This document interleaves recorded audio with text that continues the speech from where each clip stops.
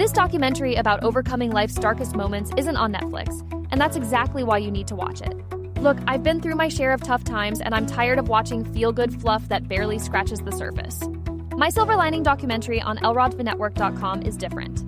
It's raw, real, and completely transformative. This isn't some glossy production designed to make you feel better for 30 minutes. It digs deep into what it actually takes to turn your pain into purpose. The storytelling is so powerful that mainstream platforms wouldn't touch it. But that's their loss and your gain. You get exclusive access to stories that will genuinely shift your perspective on adversity. I watched it 3 times because each viewing revealed something new about resilience.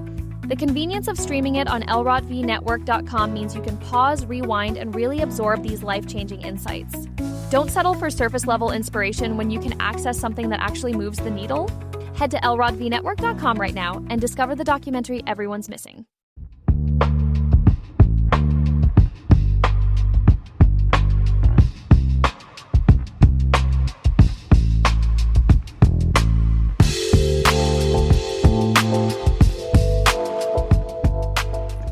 Hello, everyone. Welcome to this week's episode of Thirsty Topics. Hey, Meryl. Hey. How are you? I am doing fantastic. How about you? I'm very good. I'm very good. I'm excited for this week. Oh, yes. It's going to be a good week.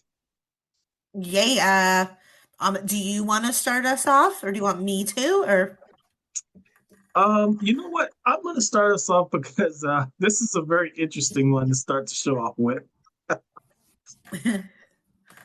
Well, I'm quite sure everyone at some point or another has dealt with bullying, either themselves or their children, unfortunately. But a mom takes this to a new level. A mom kidnaps her son's bully to make him apologize to her son, and then after he apologizes, take the bully home. I love it. And understand, this is not a typo. So, a 40-year-old Utah mother, Shannon Tufuga, is facing felony charges after allegedly kidnapping her 11-year-old son's classmate to force an apology for bullying. The incident, which occurred in September 2025 in Provo, Utah, involved Tufuga allegedly hunting down the boy while he was riding his bike, forcing him into the car, and taking him home to apologize and subsequently threatening him. Well, I get it. As a parent, you want to protect your child, but yeah, I think this is way over the top. What do you think, Meryl? Okay, yeah. Now that I hear a little bit more, I love a good getting back at the bully situation, but I agree that taking a kid from his bike and having his parents think that he may have gone missing or not know, that's a little crazy. I feel like there's other probably even more impactful ways to do it rather than to kidnap a kid. Yeah, I agree. I mean, yes, there is a big problem with bullying in this country, and something needs to be addressed. Kidnapping little children, I don't think, is the answer. Yeah. I agree. I feel like I said, there's other ways to embarrass him, maybe at school, or to call them out in the more intellectual way for their age, but to take them back to their house, I imagine he was probably crying and screaming and resisting. So that's actually weird too. I don't know how they got him to do that. Yeah. I don't know how she's going to defend herself with this because there's so many different avenues to take.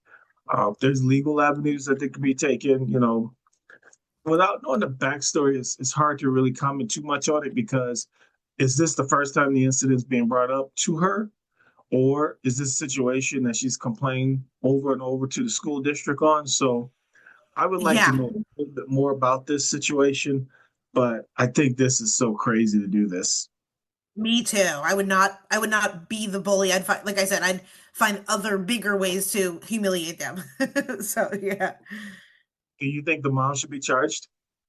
Not charged because she wasn't really trying to kidnap him. I think there should be consequences, but I don't think she should face jail time or anything.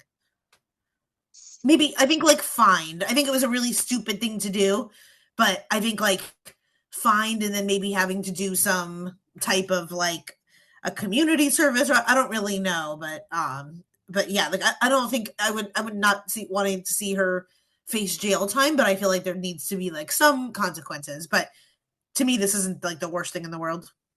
Oh, I agree. I agree.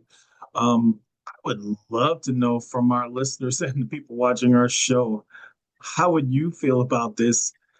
Would you do this if your child's being bullied? Or if your child was the bully, would you be okay with another parent kidnapping your child and taking him home Right, to get right. apologized? Maybe the parents like found out that he's bullying too, and it's like, please take him away. Yeah, it's crazy. It's one of those stories, Merle, where I had to literally look it up on several sources just to make sure it's real because to me this is so way out of left field, but it is a Yeah. real story though. Well, someone that's not a bully that I love, Rosalia, had to end a concert early in Milan because of food poisoning. I saw videos of her. So sad. Like, this is definitely one of my biggest fears, and just I felt so bad for her. She's telling the audience she had food poisoning and had been throwing up backstage. She stopped after 11 songs, which I think that's amazing to even make it through 11 songs when you have food poisoning. And the next day, she posted a video of her feeling better, hooked up to an IV, and like that just has to be the worst feeling in the world because in the video she announces to the crowd, and it's funny because she doesn't look sick, like she's beautiful and she looks fine, but she tells the crowd that she's really not feeling well, and you can tell that they're not sure if she's like kidding or what's happening. You're halfway there at a concert, so it's also a tough situation because it's like after 11 songs, does that count as like, does everyone get a refund, does everyone get a partial refund? So I feel like that's a really tough situation, and like the amount of guilt and anxiety I would feel having to disappoint that many people is just crazy. But I'm glad she's feeling better, and I think Rosalie is like so cute, and would love to perform the whole thing if she could. Yeah, definitely, definitely. And sometimes things happen. We tend to forget that these performers are human beings, so which means that they have issues that come up from time to time, just like anyone else would, except theirs is a little bit highlighted more because they're under the microscope of the public and their fans. But hopefully, people are understanding and just understand that obviously things happen. You can't really Yeah, get upset and angry about it. Life happens, as they say. exactly. Food poisoning happens. I would love to know what she ate before that caused her it. I think she's probably not going to say anything because it may be misconstrued as okay, don't eat this or stay away from this place. So Exactly. I would be surprised if she disclosed that, but it wouldn't surprise me if she didn't. Hmm. Well, this is a fun one here. This is actually a feel good moment. So, Taylor Swift and her fiance, Travis Kelce, was seen together at the iHeart American Music Awards. Yay. So Taylor Swift and her fiance Travis Kelce made their first award show appearance together at the 2026 iHeart Music Awards on March 26, 2026 in Los Angeles, California. They appeared affectionate in the front row with Swift wearing a mint green velvet dress and Kelce in a leather jacket, making a notable high profile public appearance for the couple. Well, hey, we all know they're engaged. There's no need to hide or sneak around. Hey, just enjoy life. Yeah. You know, I think that's so cute. I love that she has a dancing partner now. Like I said, I'm not a Swifty per se, but I'm definitely Swifty adjacent, and I dabble in Swiftyism. So I'm not one of those people that like she doesn't get on my nerves to the point where I don't want to see her. Like I love seeing her. I thought she looked absolutely gorgeous. Like she just looks like in such good shape. And like, I mean, Travis is handsome too. So I love seeing them. And I thought before, sometimes I do think she could be obnoxious at award shows with like dancing sometimes to the point of like, we get it, but I thought she seemed totally happy and normal. And I feel like having Travis there kind of balances her there too. So I was happy to see it. absolutely. This will definitely put a big smile on all of the Swifties. Me too. Big smile on all the people that liked her, like to see her ring too. She was Oh, bling blinging. absolutely. Well, talk about somebody not bling blinging, Merle. I'd love to hear your next topic here. Oh yeah, definitely. This is the opposite of Taylor enjoying herself at the iHeart Awards, where recently the My Pillow CEO Michael Lindell was interrupted on camera by someone trying to serve him legal papers. So he was on an on-camera interview in Grapevine, Texas, when a woman approached him with papers and said, "You've been served." And so you could tell, he's repeatedly saying like, we're on TV" in the video, but in fact, it's still not clear whether what the papers were or like whether that's a stunt or part of a legitimate filing. But that has to be like embarrassing on embarrassing. And I've seen people before be served when they're like on stage. I think there was someone probably knows what I'm talking about, but there was like, oh, Jason Sudeikis or something. I think like Olivia Wilde, or it was one of those two people got served like divorce papers on stage, and it was like a viral moment. So yeah, just very embarrassing for everyone. Hey, it's a great way to make sure that you get that person right. Exactly, because you kind of have to like balance it. And honestly, like being on camera is not going to stop the law. So if anything, it just makes it now everyone could tell that you've been served. That is so true. Talk about serving. American Airlines is connecting flights by bus. So, American Airlines partners with the landline company to replace certain short haul regional flights with luxury motor coach service, connecting smaller airports to major hubs like Philadelphia, Chicago. These bus trips are booked with the flight numbers, offer check gap baggage, and included Wi Fi power, but have surprised some passengers who did not realize they were not flying. I saw this story, Meryl, and I would be pissed. You know, Yeah. you thinking you're getting on the board of a plane, you're literally going to the gate, and you're going down and like, okay, well maybe the plane is off to the side, you have to go up the ladder or whatever, the stairs, but you're being led to this big motor coach. I think I'd be a Yeah. little upset about that. What about you, Meryl? Me too. Me too. I would be freaked out. That it's a total different experience. Yes, it is. It's definitely different. But what's interesting is the price is the same. There's no discount in pricing when they do that. And when they do that, they don't necessarily let you know.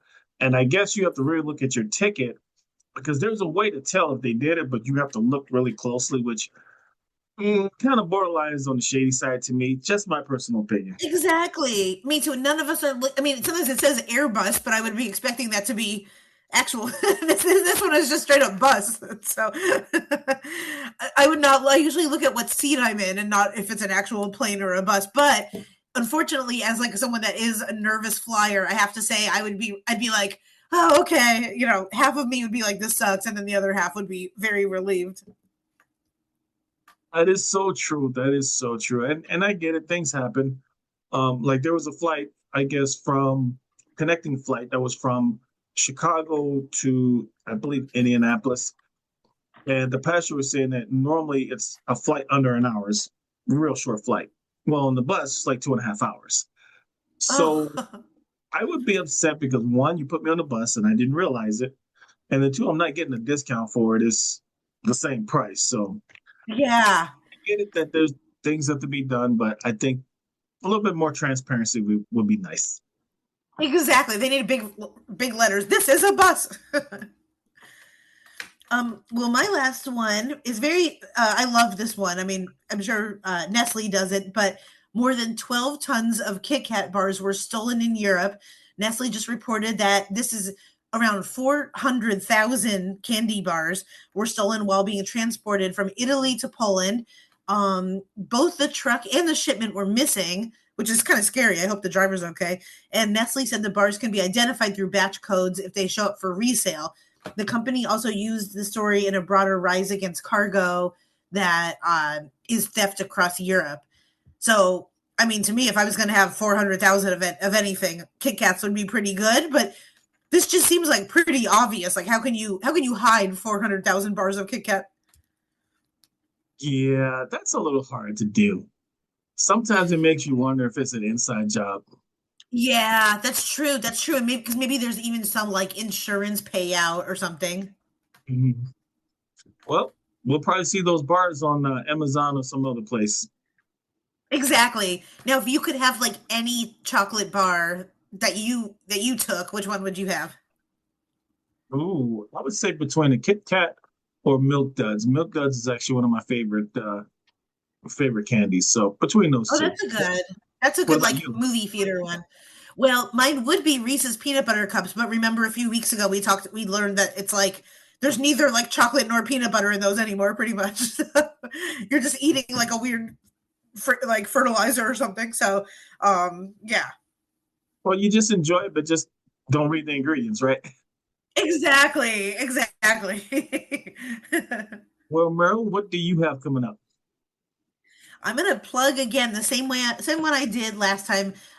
Thursday, April 9th at Flappers in Burbank, and it's one of my very good friends and wonderful comedian Chris Alves. And so it's Chris Alves and friends. So I love being on these shows where it's like one person that I love and their friends, and I get to be a friend. So that's cool. Well, Merrill, you are a great friend. Aw, thank you. Here's a peanut butter cup. Here's a milk dud for you. Well, everyone, thank you so much for all your support. Thank you for continuing to watch us, listen to us, and also comment on our social media. I do read everything that you guys post. Continue to tell people who we are and help us grow. I'm Lawrence Elrod. I'm Meryl Climo. Take care, everyone. Bye Bye-bye. bye.